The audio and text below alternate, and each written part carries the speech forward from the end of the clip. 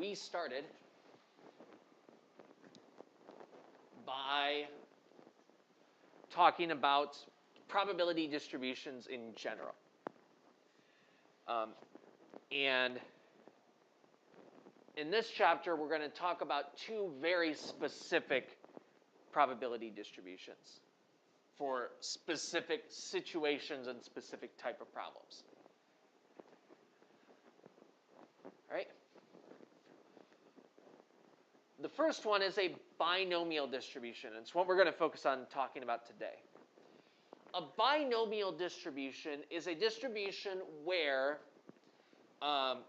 we are keeping track of, what makes it binomial is that we're keeping track of whether something happens or not.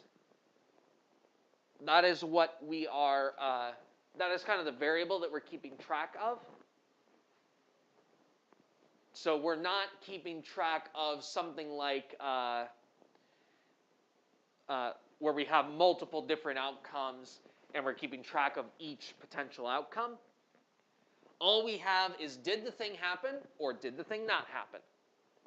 And a lot of times you'll see it phrased as, was there a success or a failure? The success is that the thing happened, the failure is that the thing didn't happen. And in a binomial setting, the variable that we're keeping track of is how many times we do the thing a certain number of times, and we're keeping track of how many times it actually happened. So a good example of this is you shoot a certain number of free throws, and let's say we shoot 20, and we keep track of how many we make. So we have success and failure. Success is we make it, failure is we don't. And the variable that we're keeping track of is how many of them did we make.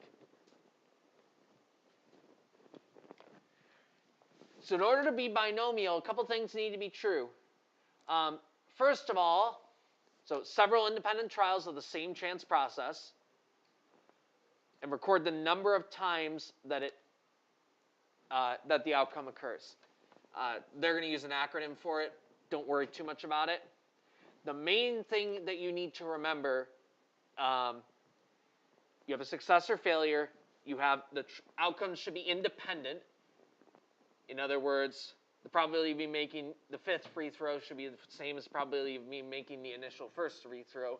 Should be the same as probability of me making the last free throw. That's one of the things we're assuming so that we can track the same probability throughout the process. The most important thing that you need to know about binomial is that it has a set number of trials. We set in advance and we say, I'm shooting 30 free throws. And so we're keeping track of the number of successes. And so one bit of notation that you might see, it's similar to the notation that we use for a normal distribution. So for a normal distribution, you might have seen, I showed this back in chapter 2, the letter N, and then we put our mean, comma, standard deviation. So if we had a normal distribution with a mean of 100 and a standard deviation of 5, then one way to phrase that is with a shorthand of N with 100, comma, 5. For binomial,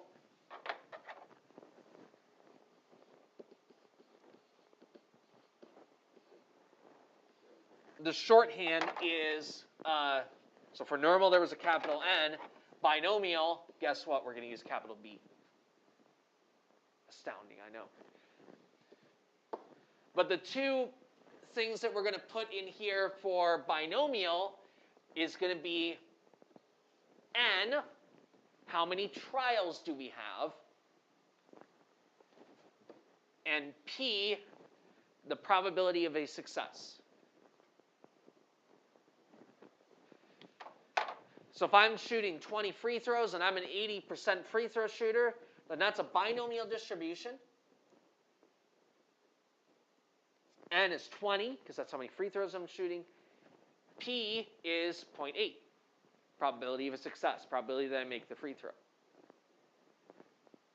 And the variable that we're keeping track of is the number of free throws that I make.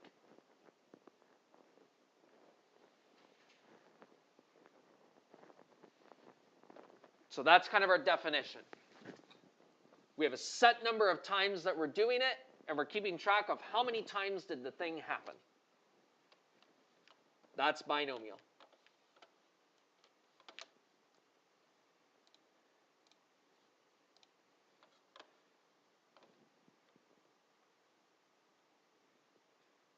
So again, the variable x that we're keeping track of is the number of successes. The number of times that the thing happens. We're using N and P. N is the number of trials. P is probability of success.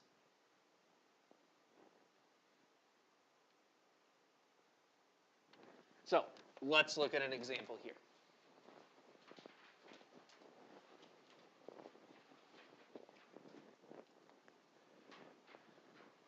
I use thing happens or thing doesn't happen because sometimes success and failure is not really an apt phrasing for what we're keeping track of.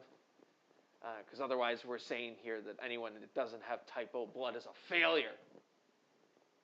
It's not really what we're saying. We're just saying the thing we're trying to keep track of didn't happen.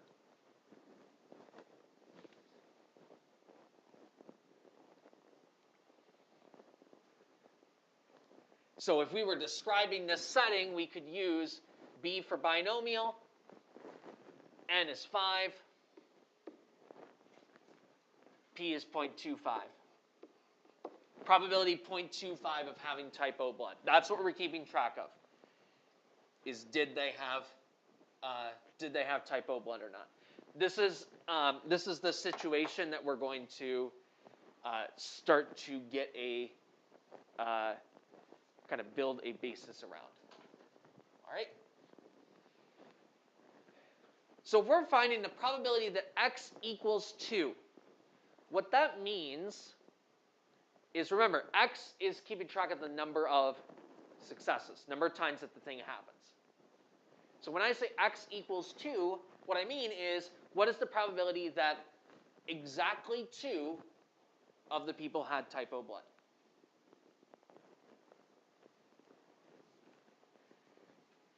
And so if I've got 5 people that I'm keeping track of, and I want 2 out of the 5 have type O blood, that means what else?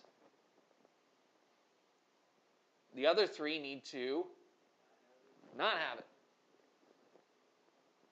So actually, we need to say that 5 different things need to happen.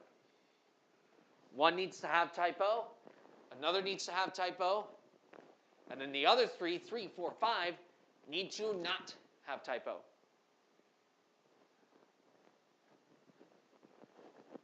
So the first needs to have it, and the second needs to have it, and the third needs to not have it, and the fourth needs to not have it, and the fifth needs to not have it. Oh, and means we multiply.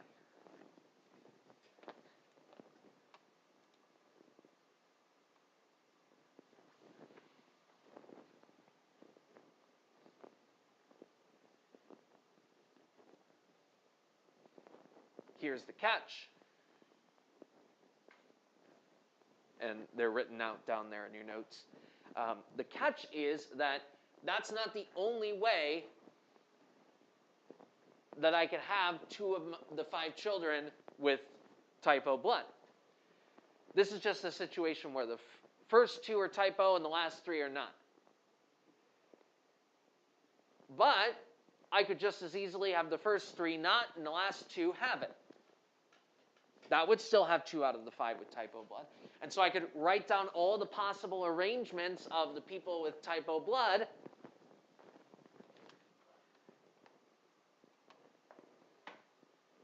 There they are. Turns out there's 10 of them in total.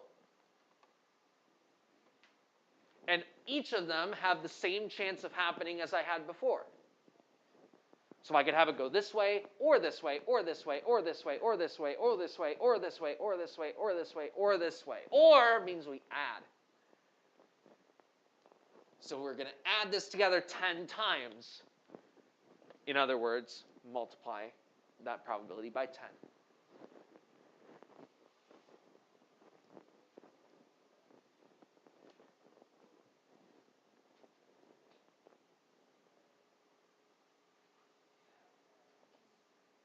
All right, so this is where I need to,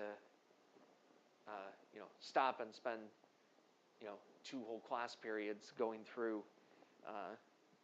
how we get the number of different arrangements of things and call it a combination and then tie it and link it into Pascal's triangle. Oh, wait, we already did that. So I can just say that what we did, just to recap, what we did was we called this 5 choose 2. And if you remember Pascal's triangle,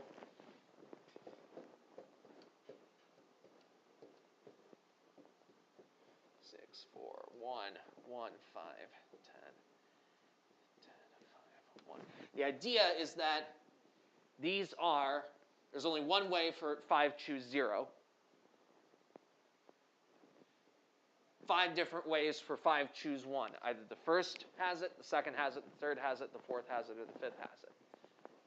And then here's the list for 5 choose 2. So each of these are 5 choose 1, 5 choose 2, 5 choose 3, 5 choose 4.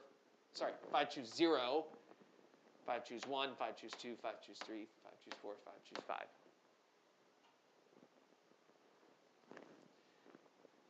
And so that's the idea. Your calculator can compute these for you as well. And I'll show calculator stuff probably next week is when I might show the calculator stuff.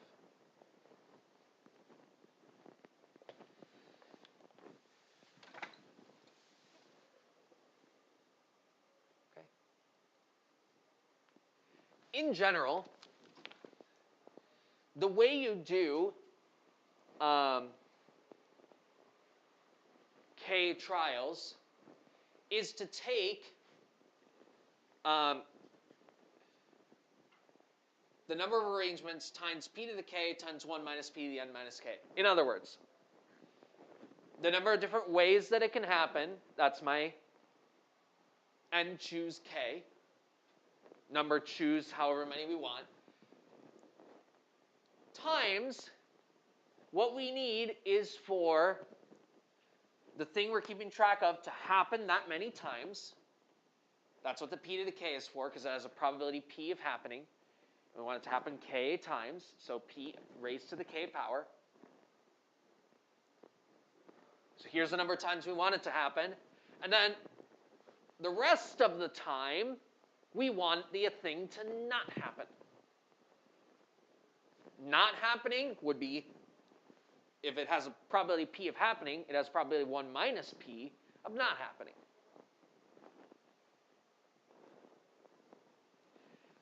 And a lot of times you'll see me call 1 minus p, instead of 1 minus p, you'll see me call it q, just because it makes some of the formulas shorter. To the n minus k. Why n minus k? Well, that's keeping track of the rest of the times. So it's saying the total number of trials minus the times we want it to happen is how many times we don't want it to happen. When we had 5 children and we wanted 2 of them to have type O, that means we wanted 5 minus 2, or 3, of them to not. Right? So don't get too intimidated by the formula. When you kind of break it down, it's not as complicated. We want it to happen this many times. We want it to not happen this many times. Here's the number of different arrangements I can get. Those are the pieces to the formula.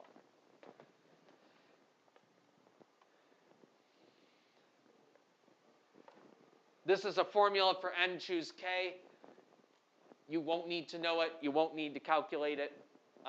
I'll talk about it when I have the time, because it's a pretty cool formula, and I get to talk about factorial, which is really interesting.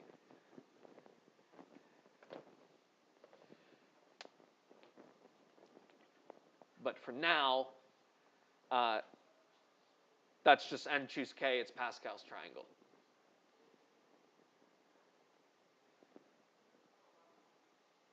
So your general formula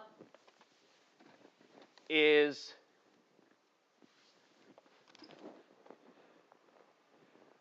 here's probability of the things happening.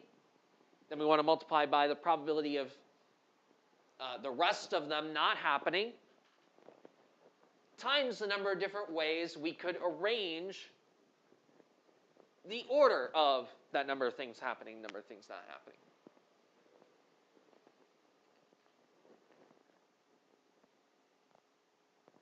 So back to my example of 20 free throws.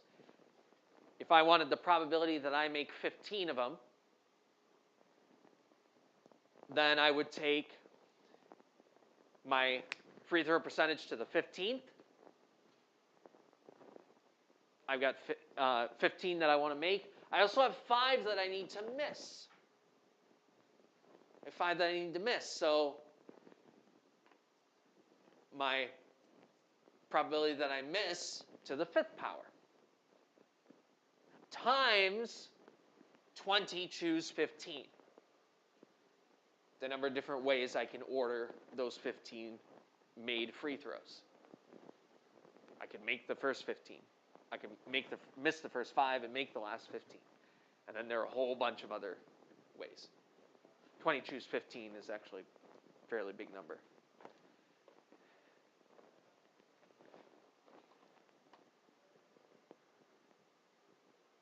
Right. There's my notation again. So find a probability that exactly 3 of the children have type O blood. So I'll give you a minute, see if you can work the formula and get an answer here.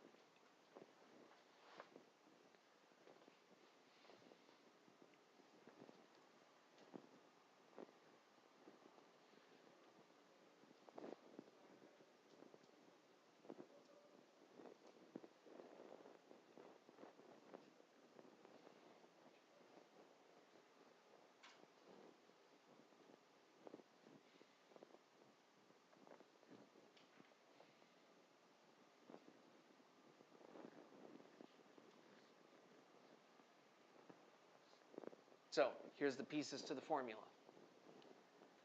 If I want exactly 3 to have type O, that means I want 3 of them to have type O. So what's the probability that they have type O? 0.25, so we're going to take it to the 3rd power, because I want 3 of them to have it. Then what else do I need in my formula?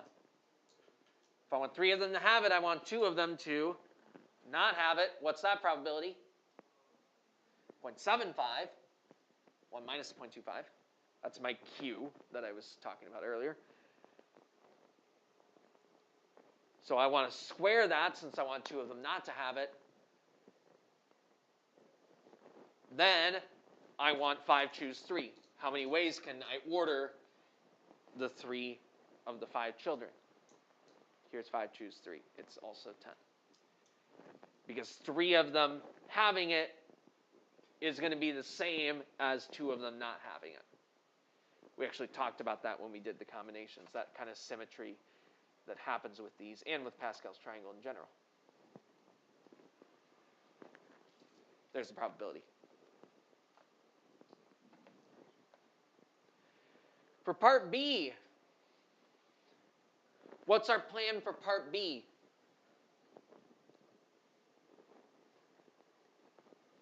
We have the probability of 3. What do we want to do if we want to find the probability that more than 3 have type O blood?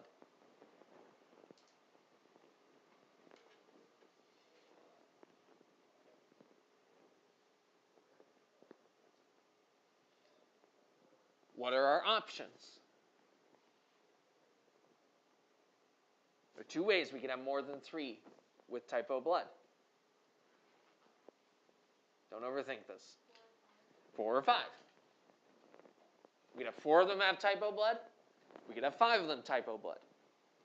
So we're going to take our probability. We're going to find the probability of 4 the same way we just found the probability of 3. We're going to find the probability of 5. And then we're going to do what? Since we have the possibility of 4 or the possibility of 5, or means we're going to add them together.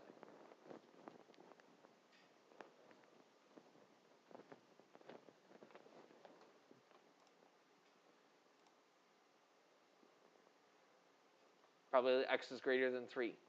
Not greater than or equal to this time. Greater than. So either 4 of them have it, or 5 of them have it. Or means we add. Here's the formula for 4. Here's the formula for 5. The formula for 5 is really easy. It's basically 0.25 to the 5th. Because this is 1, and this is also 1. Only one way to choose all of them is to pick all of them. And this to the 0 is, anything to 0 is 1. So it ends up just being 0.25 to the 5th.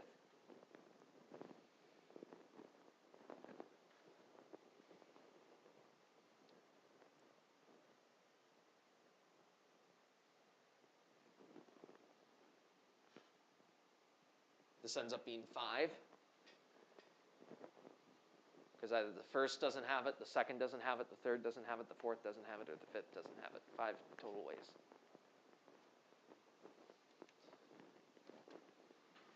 So this is what those probabilities end up being. Add them together, 0.01563. That's only about a 1% chance.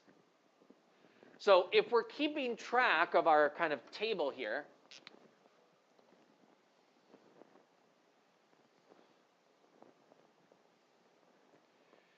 and this is what a binomial table looks like.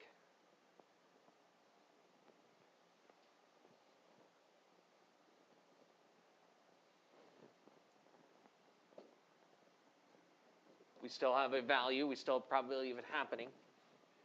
So here we have 0, 1, 2, 3, 4, 5. We've already done most of these. 3 is 0.08789. 4 was 0.01465. 5 was 0.01563, or no, 0.00098.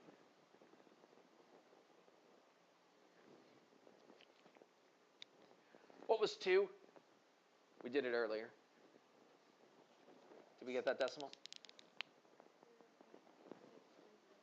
0.2637?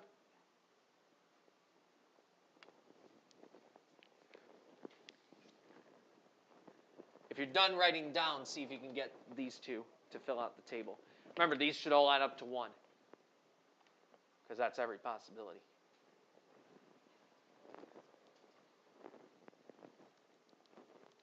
That probability is pretty low, so that is pretty surprising. That would be a pretty surprising outcome if more than 3 of them had it.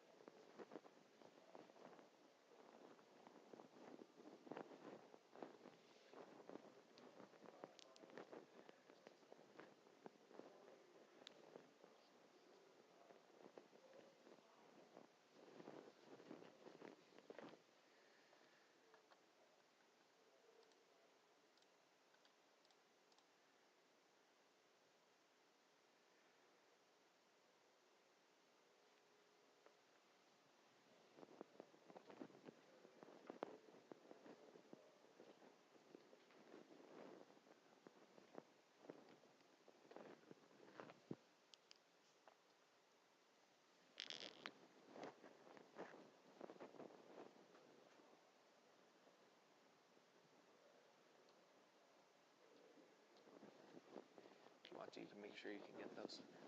Remember, this gets multiplied by 5, choose 1.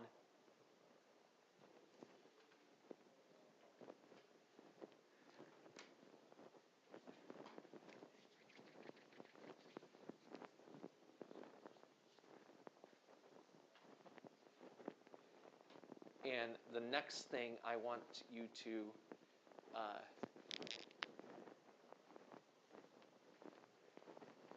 calculate is back from section 1.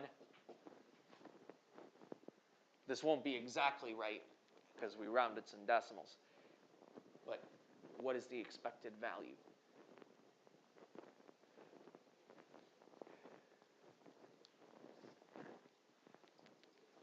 Based on that probability table. Remember, value times probability of it happening.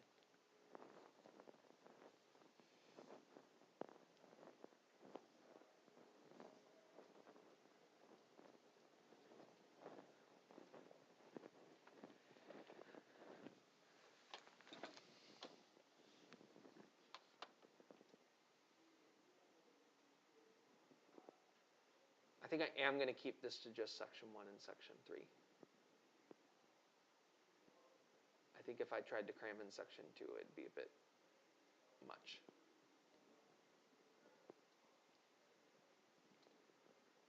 So that means that you're going to have, for this chapter, test will be next Friday, and you'll have 4 total homework assignments. I'm going to go ahead and give you that next homework assignment so that you can start looking at it if you want.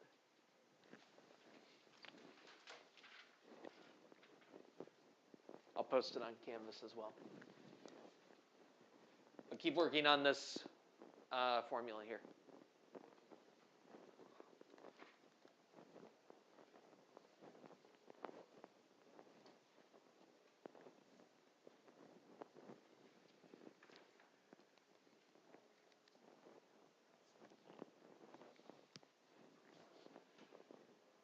While you're getting this answer,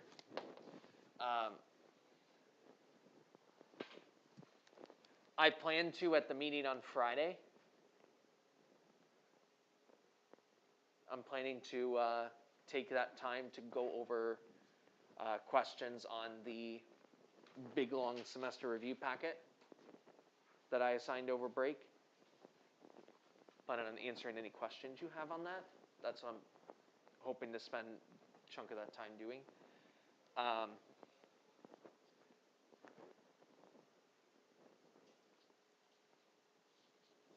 I know my calc group is having a little bit of a study group after school today. So if you want to have some kind of meeting in addition to our Friday meeting to go over more questions, it just depends on how many questions you guys have. You know, how much you need help with and all that.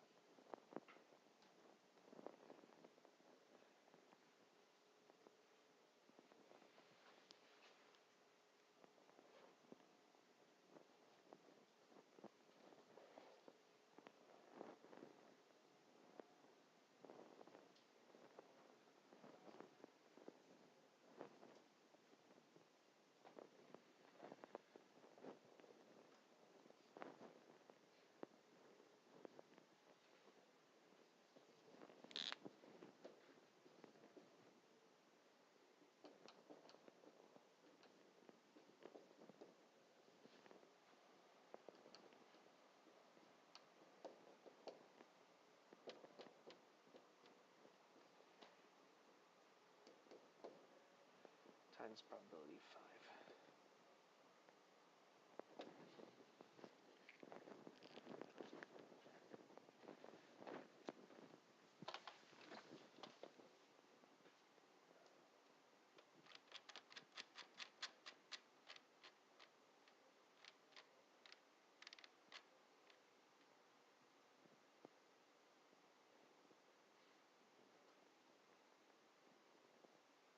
You ready for the twist?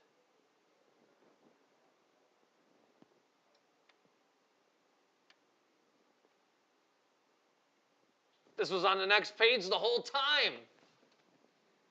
I fooled you into doing more math.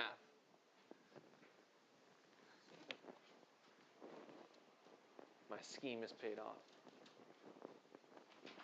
We should get 1.25. Or somewhere close to 1.25 with maybe some rounding.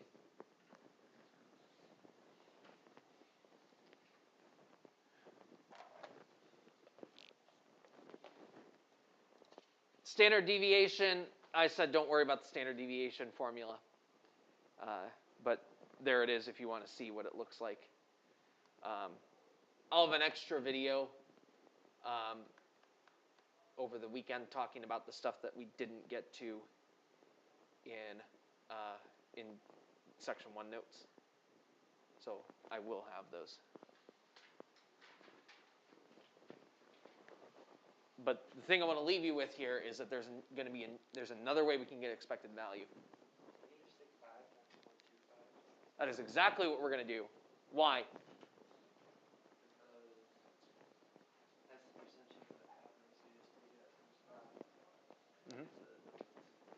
So what we're saying here is, well, to get the expected value, if we're asking how many people should we expect, well, if we know that we have 5 children and there's a 1/4 chance of them having the type O blood, then of the 5 children, shouldn't I expect 1/4 of them to have it? Answer is yes, I should. That's exactly what the formula is going to be.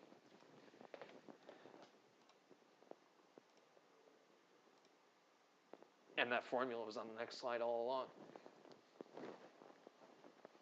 I have double hoodwinked. Mean and standard deviation. The mean is n times p. The explanation of it is just as I said. I should expect that proportion of the number of trials to be my mean. And then standard deviation, this formula you do need to know.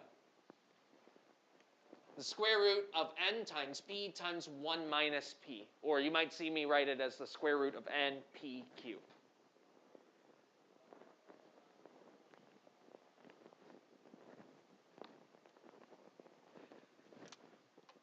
Remember, this is only for binomial distributions.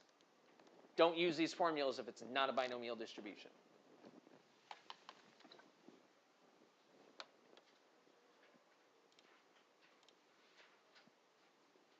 So we'll finish up these notes tomorrow.